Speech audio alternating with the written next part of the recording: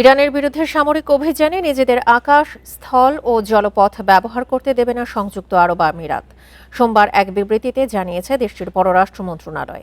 Saudi আরবের পর অবস্থান স্পষ্ট করল আমিরাত। বিবৃতিতে বলা হয়, উত্তেজনা কমাতে সংলাপই সবচেয়ে ভালো পন্থা বলে বিশ্বাস করে আরব আমিরাত।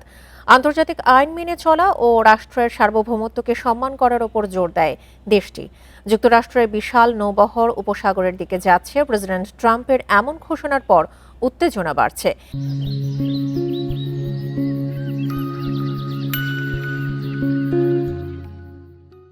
এ অবস্থায় নিজেদের অবস্থান জানালো আরব আমিরাত। এদিকে মধ্যপ্রাচ্যে কিছু এয়ারলাইন্স তাদের ফ্লাইট স্থগিত করেছে।